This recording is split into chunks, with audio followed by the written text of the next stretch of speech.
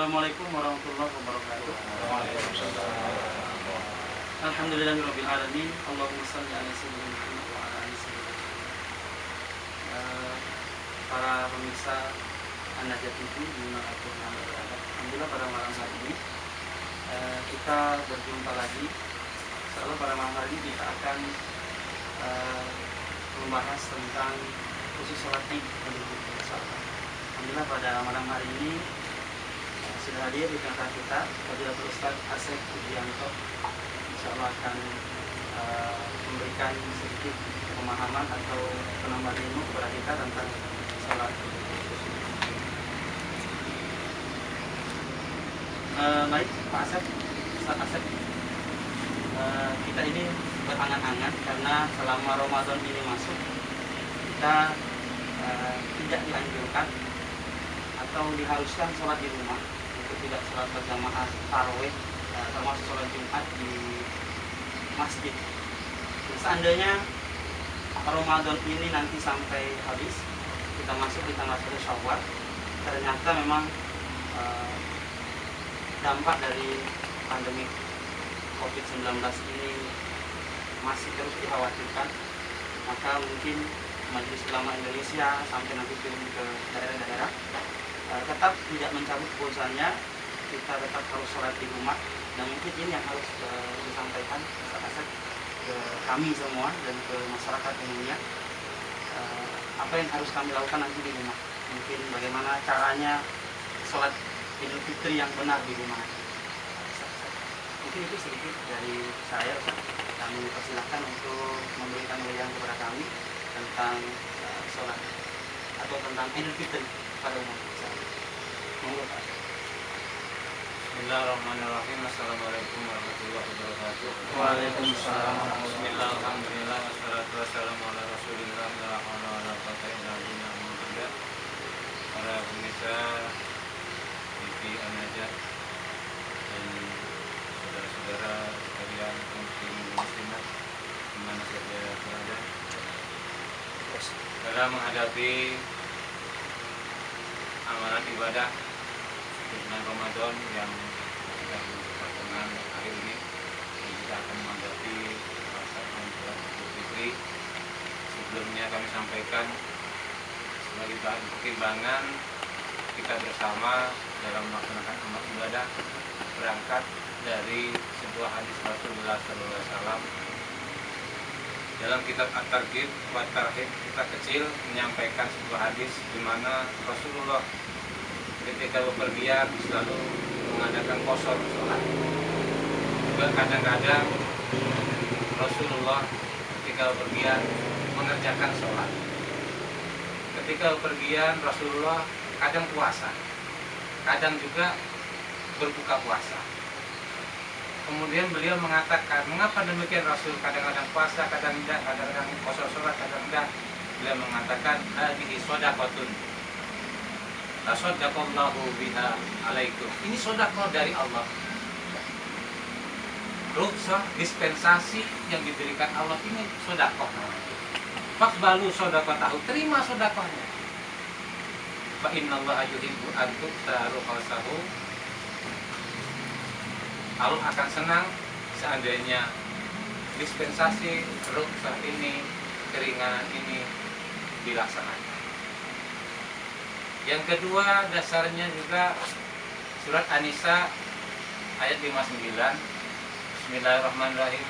Ya ayyuhalladzina amanu atiiullaha wa atiiur rasul wa ulil amri minkum. Dari ayat ini kita kena hukum wajib mengikuti aturan pemerintah. Pada saat ini kita masih dalam kondisi wabah COVID-19, insya Allah mungkin nanti masih berkepanjangan. Maka para ulama MUI sudah memberikan fatwa, pemerintah sudah menginstruksikan kita sebagai warga negara punya hukum wajib untuk ini. Namun demikian akan terbagi beberapa macam. Yang pertama, bagi yang zona merah itu menjadi sebuah larangan untuk melaksanakan amalan-amalan ibadah yang sifatnya menentukan masa. Tapi yang zona kuning, rukhsah tadi bukan bersifat larangan, tapi anjuran. Jadi beda antara zona merah sama zona kuning. Kalau zona kuning itu rukhsah, artinya anjuran, boleh mengerjakan, tapi tentunya pakai tetap protokol kesehatan. Dan nanti akan kita gambarkan bagaimana pelaksanaan sholat Idul Fitri itu seandainya itu kita laksanakan, dan bagaimana kalaupun mereka tidak melaksanakan tapi secara sendirian di rumah. Mana yang lebih baik? Ikuti pemerintah. Ini kan keringanan rukhsah dari Allah, sedekah dari Allah. Kenapa kita tolak? Kenapa kita bantah? Pada Allah menyatakan la tulqu bi'aidikum ila tahlukah. Jangan menyampakkan dirimu ke dalam kehancuran. Memaksakan diri hanya mengejar kesunatan justru akan mendapatkan kemadaratan. Itu kan harus diingatkan. Sebagaimana qaidah fikih menyampaikan, darul mafasid muqaddamun ala dalil masalih. Darul mafasid muqaddamun, menolak kerusakan, menolak kemadaratan didahulukan ala jalbil masalih daripada mengejar kemaslahatan. Kita ngejar pahala tapi justru dapat kemadaratan. Karena virus corona ini kita tidak tahu siapa yang membawa. Siapa yang membawa, apakah orang sehat, apakah orang yang kena ODP atau PDP, kita tidak tahu. Maka banyak titik menyampaikan darul mafasid muqaddamun ala dalil masalih. Maka dalam menjalankan ibadah kita tidak hanya sebatas perasaan, tapi harus pakai ilmu, harus pakai pengertian, harus pakai syariat fikih. Kita bukan pakai perasaan ini enak atau tidak enak, semangat atau tidak semangat. Itu. Nah, jadi termasuk berdosa enggak kita kalau memaksakan diri tetap melanggar, misalnya kita meyakini di suatu daerah atau tempat kita sendiri, desa kita atau di kecamatan kita itu lumayan aman, jauh dari zona yang mungkin zona kuning ya Pak Yusuf ya, zona kuning. Misalnya kita di sini tetap memaksakan diri untuk melaksanakan sholat berjamaah, seperti mungkin sholat Jumat atau sholat taraweh atau nanti sholat itu, termasuk berdosa nggak seandainya nanti di antara orang itu ada yang ketakutan walaupun tidak jelas siapa yang bawa penyakit itu? Kalau memang ada kekhawatiran, maka lebih baik sembahyang di rumah. Ketika dia ingin zona kuning, maka rukhsah dispensasi yang kita bilang dari sedekah dari Allah ini, ya ini sebaiknya kita laksanakan. Tapi tidak ada masalah seandainya dikerjakan berjamaah, tidak apa-apa, tapi tetap menggunakan protokol kesehatan, ikut anjuran pemerintah. Jangan semata-mata berkeyakinan merasa tidak takut dengan corona akhirnya semaunya sendiri, tidak bisa. Dan siapa tahu seandainya dia yang menularkan, apakah tidak justru dia memberikan kemadaratan kepada orang lain? Kalau memberikan kemadaratan kepada orang lain, justru yang timbul adalah karena virus ini tidak terlihat saya. Iya. Baik, Bapak yang dimuliakan oleh Allah, tadi sebelum Ustaz Asep Widianto sudah sedikit memberikan pemahaman kepada kita. Mungkin kita nanti tinggal memilih enak sholat di rumah atau tetap kalau yakin ya sudah kita sepakat sholat di masjid gitu ya. Baik, Bapak-bapak yang dimuliakan oleh Allah, tadi Ustaz kita sudah sedikit memberikan wejangan kepada kita tentang Idul Fitri atau tentang pelaksanaan sholat di tengah wabah COVID-19. Jika ada di antara Bapak yang mungkin ingin menanyakan sesuatu atau tadi yang dijelaskan oleh Ustaz belum jelas, saya persilakan. Saya tadi Silakan. Assalamualaikum warahmatullahi wabarakatuh. Waalaikumsalam. Sedikit Ustaz Asep yang saya ingin tanyakan mengenai sholat Idul Fitri ini, apabila sampai Idul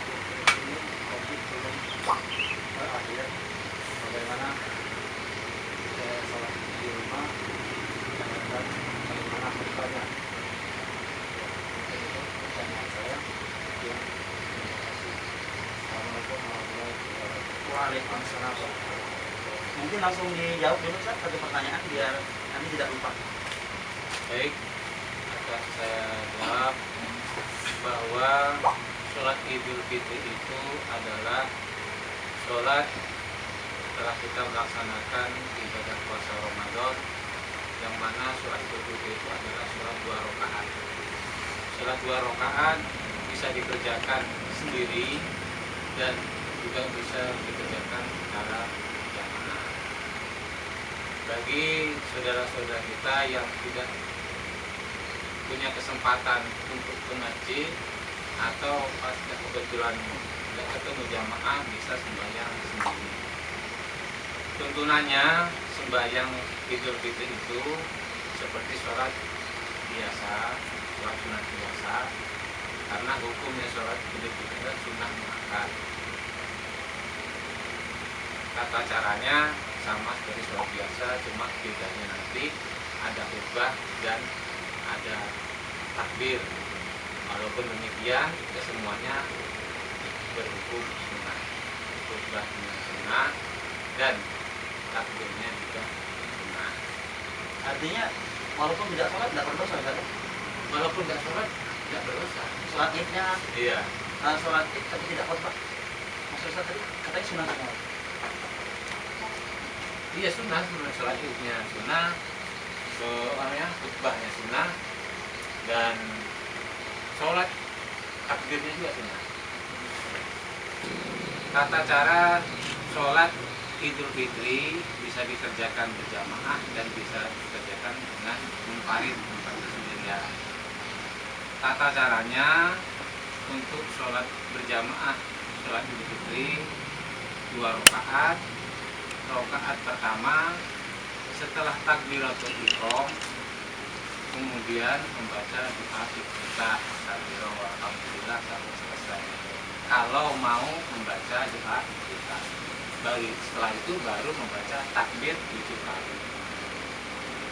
Di sela-sela takbir 7 kali itu disunahkan membaca tasbih subhanallah walhamdulillah wala ilaha illallah wallahu akbar la haula wala quwwata illa billah. Itu yang panjang. Kalau yang pendek subhanallah walhamdulillah walhamdulillah wala ilaha illallah. Tiga kali terus sampai 3 kali. Dan nanti masuk ke rakaat keduanya setelah bangun dari sujud ada takbir berdiri, namanya takbiratul qiyam. Itu jangan dihitung. Nah, setelah berdiri Allahu Akbar berdiri, baru 5 kali lagi kita membaca takbir. Di sela-sela takbir sama seperti tadi disunahkan membaca tasbih 2 kali. Sudah cuma itu sembahyang Idul Fitri 2 rakaat. Baru setelah itu disunahkan khutbah. Jadi seandainya kalau setelah sholat itu Ustaz bisa khutbah bagaimana? Seandainya setelah sholat itu nggak khutbah, nggak apa-apa. Tetap sah. Tetap Karena sah. sunnah tadi. Karena sunnah. Seandainya tetap diadakan, dilaksanakan. Dilaksanakan khutbah. Iya, Biasakan khutbah yang lebih baik. di rumah itu. Iya. Jadi berhubung kita sembahyangnya di rumah, usahakan khutbahnya dibersihkan. Kan itu kan keluarga kan, satu keluarga. Khutbahnya mudah, jangan kita buat susah.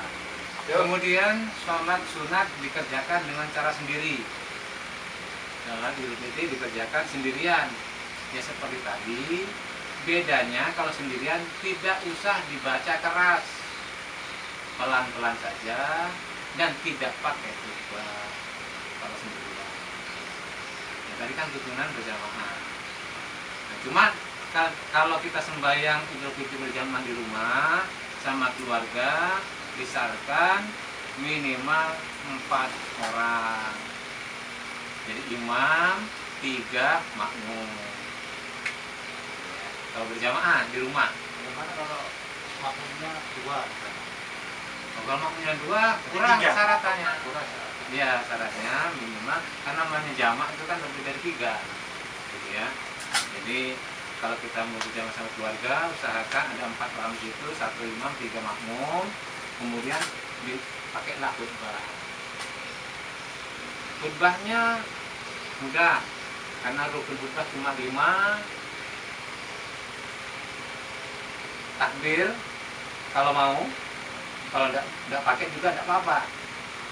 Yang bagus kan pakai takbir kalau khutbah Idul Fitri. Ini akan menjadi pembeda dengan khutbah Jumat. Takbir 9 kali, baru hamdalah, alhamdulillah. Alhamdulillah gitu baik. Kalau enggak bisa panjang, ya, alhamdulillah. Terus sholawat, Allahumma sholli ala sayyidina Muhammad. Terus wasiat, pesan, ya, pesan bebas sesuai dengan kondisi, tidak apa, singkat aja. Mari kita lakukan kepada Allah karena kita sedang menghadapi wabah corona misalnya kan, untuk wasiat kepada keluarga, pendek aja. Terus baca ayat yang sesuai dengan kondisi, tidak bisa yang hafal apa, wal asri innal insana lafi khusr illa alladziina aamanu wa 'amilus sholihati wa tawassaw bil haqqi wa tawassaw bis sabr.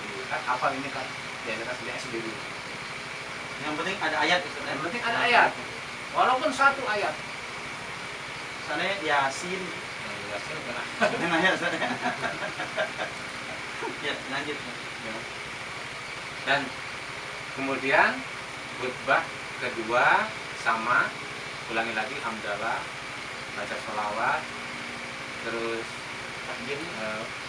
Kalau kedua mau pakai takbir dulu ya. Yang takbir kedua ini 7. Kalau yang pertama tadi 9, yang kedua 7. Baru hamdalah, sholawat, terus wasiat, terus doa. Doanya bebas, nggak bisa pakai bahasa Arab, pakai bahasa masing-masing. Jadi sebenarnya mudah, ya. Karena kalimat hamdalah, alhamdulillah kita bisa, sholawat kita bisa, wasiat kan pesan kita pesan kepada keluarga aja yang ada di situ. Karena jamaahnya nanti anak sama istri. Anak sama istri. Bilang wahai istriku gitu. Ya enggak apa-apa. Ya. Iya. Wasiat terus membaca ayat apa yang kita hafal. Doa, jawaban hati nanti punya hasanah bisa. Sah juga. Seandainya enggak pakai takbir pun itu tidak apa-apa. Alhamdulillah, Allahumma sholli ala sayyidina Muhammad. Ya. Kemudian wasiat, kitabullah, apa tuqati wa tamutunna kalau ayat. Kemudian baca ayat. Itu rukun khutbah 5. Itu bisa jadi mungkin 3 menit, 2 menit. Ya, baik Ustaz. Pak Yusuf, bagaimana pertanyaannya? Kira-kira mungkin sudah cukup jawabannya saya. Baik Bapak sekalian yang dimuliakan oleh Allah Subhanahu wa taala dan pemirsa TV An-Najah yang dimuliakan oleh Allah dimanapun Anda berada. Nanti jika ada pemirsa yang bertanya, silakan nanti di kolom komentar. Nanti silakan langsung dijawab oleh admin saya. Tentunya jawabannya itu kami konfirmasikan dulu atau tanyakan kepada Ustaz kita Asep Julianto. Baru nanti kami akan jawab langsung di sana. Baik, Bapak-bapak sekalian. Pak Yusuf tadi sudah menyampaikan pertanyaannya kepada Bapak sekalian yang lain. Mungkin ada pertanyaan? Ya, saya mau tanya. Ya. Assalamualaikum warahmatullahi wabarakatuh. Waalaikumsalam warahmatullahi wabarakatuh. Di sini yang saya mau tanyakan, kesunahan apa saja yang kita laksanakan di waktu mau sholat Id dan khutbahnya itu tadi berhubung ini di rumah atau dalam keadaan virus corona seperti ini. Ya sudah jawab yang saya tanyakan supaya kami sebagai orang awam lebih paham. Ya itu maksudnya karena kita di rumah, atau ada lagi sunnah tambahan buat kita orang Islam ini yang bisa kita raih pada hari 1 Syawal itu.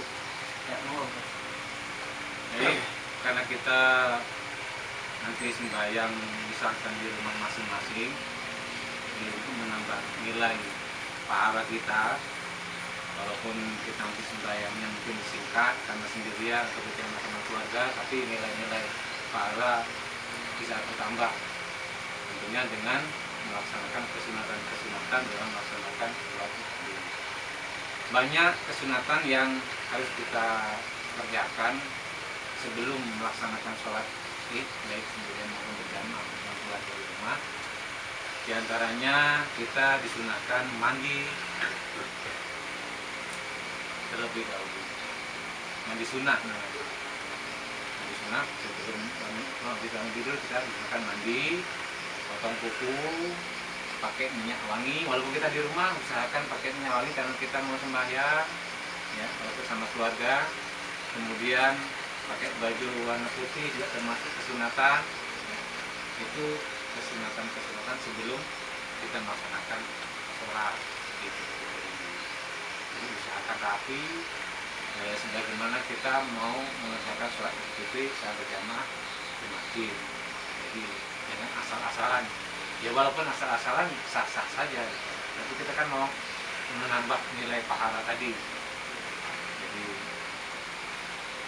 disunahkan mandi terlebih dahulu, bersihkan semua anggota badan ini, usahakan kalau kita mau lewat kan ganggu mana bisa kan, nggak mungkin kita muter ke dapur ke depan. Ya. Baik, pertanyaan berikutnya silakan Pak kalau ada. Ya silakan Pak. Assalamualaikum warahmatullahi wabarakatuh. Waalaikumsalam warahmatullahi wabarakatuh. Saya mau tanya Pak Ustaz, ini seputar masalah sholat kita itu saya tanyakan. Sekarang kan dianjurkan sholat di rumah. Jadi sholat di rumah kan kita tidak tahu waktunya. Gimana kalau sholat id itu saya laksanakan jam 9 atau jam 10? Bisa enggak? Karena saya kan sholat nanti itu sendirian di rumah. Ya itu aja yang saya tanyakan kepada Ustaz. Mohon penjelasannya. Tanya dari wassalamualaikum warahmatullahi wabarakatuh. Waalaikumsalam. Silakan Ustaz, pertanyaan dari Pak Sipul. Mungkin karena ketiduran mungkin Pak ya, atau jelas santai lah, nggak usah karena kita juga nggak ikut jamaah, kita sholat sendiri di rumah. Silakan Ustaz. Baik, akan kami jawab pertanyaan waktu melaksanakan sholat Idul Fitri maupun Idul Adha nanti. Waktu untuk pelaksanaan sholat Idul Fitri itu dimulai sejak terbitnya matahari sampai waktu zawal namanya. Waktu zawal itu pas matahari di tengah-tengah. Jadi sedikit lagi masuk, lewat dikit masuk zuhur. Jadi bisa dibilang sejak terbit matahari sampai masuk waktu zuhur. Itu waktunya kita melaksanakan sholat Idul Fitri baik berjamaah maupun sendirian. Jadi agak longgar, bisa dikerjakan jam 9, jam 10, jam 11, setengah 12. Pokoknya jangan sampai melewati waktu zawal, matahari pas di tengah-tengah. Itu lebih santai ya. Ini cukup jelas Pak Sipul ya. Alhamdulillah. Jadi bisa santai dulu Pak. Kalau makan dulu Ustaz, Makan dulu bisa. kan santai gitu kan. Nah, disunahkan termasuk kesunatan tadi kan kalau Idul Fitri kita disunahkan makan dulu sebelum sholat untuk menandakan bahwa ini sudah nggak boleh puasa lagi. Tapi kalau Idul Adha lain, sunnahnya habis sholat baru kita boleh sunnahnya makan. Kalau Idul Fitri sebelum sholat kita disunahkan makan. Itu baik. Ya baik Bapak sekalian, sepertinya sudah cukup jelas masalah waktunya sholat ini. Jadi kita bisa santai, ya makan dulu, minum dulu, persiapkan segala sesuatunya. Kalau sudah sehat semua, baru sholat. Yang penting tidak lewat waktu zawal tadi. Jadi jam-jam 11 masih bisa Ustaz ya. Ya baik Bapak sekalian, kalau masih ada pertanyaan, kita masih punya waktu. Silakan Pak Awan. Iya. Assalamualaikum warahmatullahi wabarakatuh. Waalaikumsalam. Ustadz, yang mau saya tanyakan tuh bagaimana niatnya sholat Idul Fitri. Mungkin itu saja yang saya tanyakan. Assalamualaikum warahmatullahi wabarakatuh. Waalaikumsalam. Ya mungkin tadi memang niat belum Ustadz bahas Ustadz untuk kami langsung takbir tadi itu. Nah mungkin sekarang bisa Ustadz ulang dari awal niatnya. Jadi memang terlewatkan untuk urutan kita melaksanakan tata cara sholat Idul Fitri, yang mana pertama kali yang utama adalah kita harus melapatkan niat dalam hati. Jadi niatnya di dalam hati, dan lisan itu hanya sekedar untuk memberikan dorongan motivasi kita, tapi yang utama dalam hati kita. Jadi walaupun kita tadi ada kesengajaan dalam hati bahwa saya mau mengerjakan sholat Idul Fitri 2 rakaat, walaupun tidak dilapatkan dalam lisan, itu sudah sah. Jadi niatnya sholatnya adalah usolli sunnatal li Idul Fitri rakaataini adaan lillahi ta'ala. Kalau sebelumnya, kalau jadi imam ya usolli sunnatal li Idul Fitri rakaataini adaan imaman lillahi. Jadi makmum usolli sunnatan li Idul Fitri rakaataini adaan makmuman lillahi. Itu niat, itu apa niat? Niat di dalam hati tadi bagaimana maksudnya? Mungkin lebih jelas lagi. Niat dalam hati itu artinya kita ucapkan dalam hati bahwa kita mau sembahyang sholat Idul Fitri. Saya besok mau sholat ini, Iya, atau nanti sebentar lagi nih. ya saat itu kita Saat mau, itu, Ustaz, ya? ada kesengajaan dalam hati bahwa kita mau sholat, walaupun kita tidak mempunyai usolli sunnatal Idul Fitri rakaataini, tapi dalam hati mengungkapkan aja sudah sah. Karena tidak ada istilah sholat Idul Fitri tanpa sengaja. Dia menyengaja mau sholat itu sudah sah. Kita sudah niat mandi sunnah Idul Fitri pagi itu, habis itu mengwudhu. Wudhunya karena mau sholat Idul Fitri, maksudnya Belum ya. Niat yang asli untuk sembahyang Saat berdiri. tadi ya.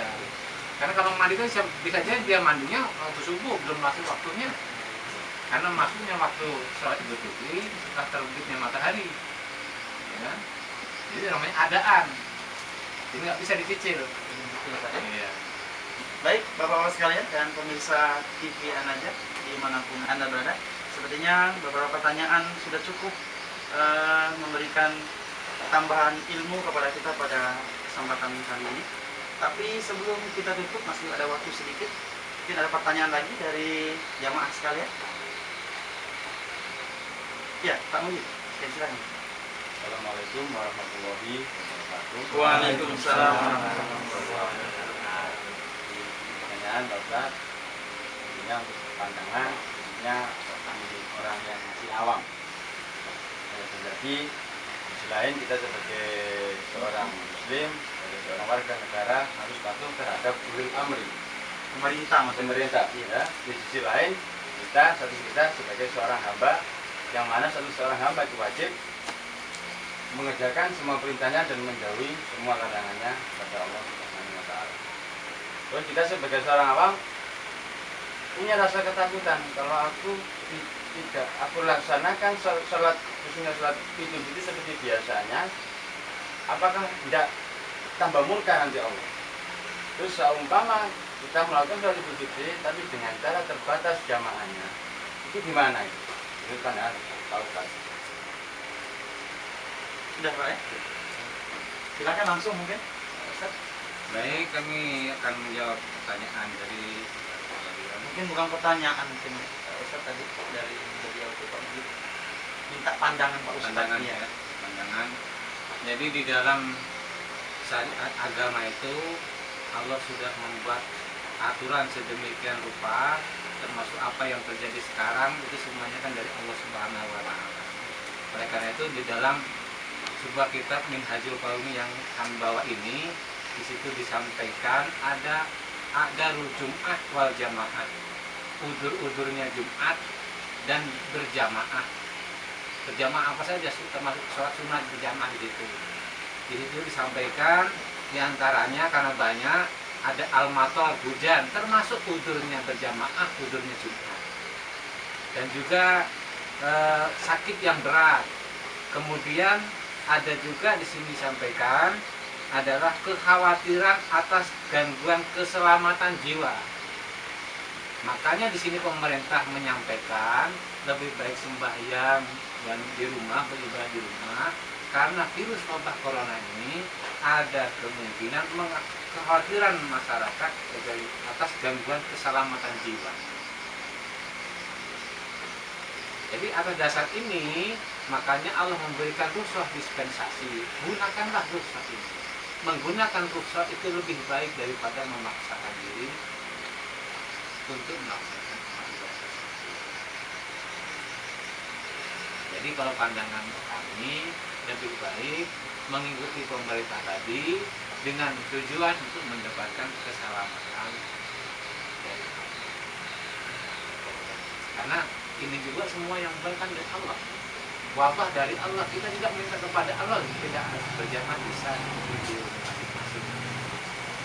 Ini namanya udzur syar'i, alasan syar'i yang memperbolehkan kita untuk tidak berjamaah. Ini bahkan jauh-jauh hari sudah ada dalam kita yang dikarang oleh Dewan Guru Hajar Partai kami, kita mengaji poin halaman 71. Banyak udzur-udzurnya. Wabah corona ini kan mengkhawatirkan kita semua untuk gangguan jiwa, keselamatan nyawa. Kalau kita sedang kolot masih khawatir, curiga sama orang kiri kanan kita. Terus apa gunanya kita sembahyang dalam keadaan was-was? Apa nggak enak lebih sembahyang sendirian dengan keadaan mantap, yakin? Marilah ya. Iya, sejadah kita sendiri, tempat kita sendiri, ada jaminan dari kita sendiri. Daripada kita memaksakan kumpul sama orang banyak berjamaah, tapi justru dalam hati kita masih was-was. Jadi kalau pandangan saya, kita gunakanlah dispensasi dari Allah. Karena tadi saya sampaikan, sedekah dari Allah kita terima. Ya, bagaimana Pak Madi? Ini sudah cukup mantap ya. Salah, kami di sini mewakili para pemirsa TV An-Najah dimanapun Anda berada, termasuk di wilayah kawasan Desa Sumberjaya dan umumnya Kabupaten Banyuasin dan Provinsi Sumatera Selatan.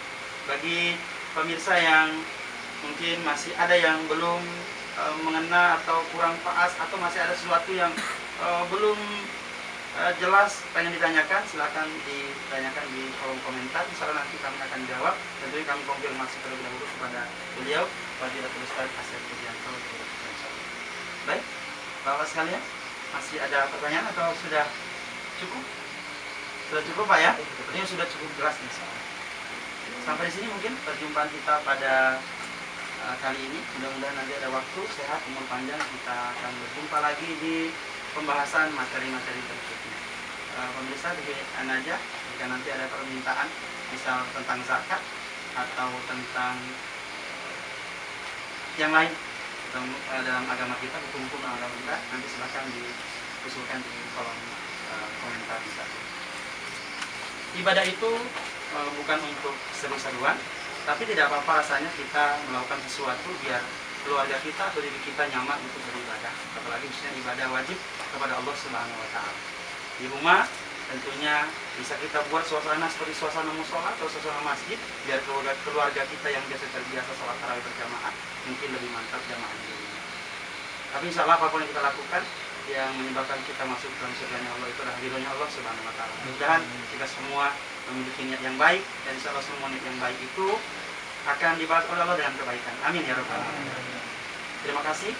Saya selaku pemandu acara minta maaf apabila terdapat hal-hal yang kurang berkenan, dan kepada Allah saya minta ampun. Terima kasih Bapak Saiful sudah hadir. Beliau ini adalah Ketua NU Ranting Sumberjaya. Terima kasih Bapak Haji Muhammad Haji Adis. Beliau adalah tokoh masyarakat kami di sini yang ada di Desa Sumberjaya. Terima kasih Ustaz Diono, Ustaz Mujib, Bapak Awal, Bapak Yusuf, Bapak Agustion, dan Bapak Udin. Mudah-mudahan kita semua sehat panjang umur. Allah pertemuan kita dengan satu Syawal. Amin ya rabbal alamin. Saya akhiri. Assalamualaikum warahmatullahi wabarakatuh. Assalamualaikum warahmatullahi wabarakatuh. Waalaikumsalam warahmatullahi wabarakatuh. A'udzubillahiminasyaitonirrajim. Bismillahirrahmanirrahim. Kepada seluruh masyarakat, jangan panik dan jangan resah masalah mengenai sholat Id yang akan kita laksanakan nanti. Walaupun pemerintah menganjurkan tidak sholat di masjid, namun kita masih bisa sholat di rumah masing-masing, baik sendirian maupun berjamaah. Oleh karena itu, tidak perlu memaksa seluruh masyarakat ini untuk sholat di masjid. Sholatlah berjamaah dan semua itu akan diterima oleh Allah Subhanahu wa Ta'ala. Jadikan rumah kita pada kesempatan ini rumah baiti jannati. Demikianlah atas himbauan dari kami akhiri. Wabillahi taufiq wal hidayah. Wassalamualaikum warahmatullahi wabarakatuh. Waalaikumsalam. Assalamualaikum warahmatullahi wabarakatuh. Waalaikumsalam. Para kaum muslimin, khususnya Arja Jaya, kami mewakili dari tokoh-tokoh menghimbau kepada seluruh masyarakat, tidak usah risau masalah sholat id, kita kembalikan saja pada hukum, yaitu hukumnya sunnah muakkad. Kalau sunnah dikerjakan mendapat pahala, tidak dikerjakan juga tidak apa-apa. Itu seiring dengan keadaan yang sangat mendesak ini, marilah kita sholat id di rumah kita masing-masing. Insya Allah pahalanya akan sama. Sekian, terima kasih. Assalamualaikum warahmatullahi wabarakatuh. Waalaikumsalam. Assalamualaikum warahmatullahi wabarakatuh. Waalaikumsalam. Kami menghimbau kepada semua masyarakat Desa Sumberjaya, khususnya Sumber Margadalam dan Banyuasin, Palembang. Janganlah hal-hal seperti ini menjadikan polemik di keluarga kita, di masyarakat kita. Karena apa? Sholat Idul Fitri ini adalah hanya sunnah. Mau di masjid, mau di musola, maupun di rumah masing-masing bisa saja.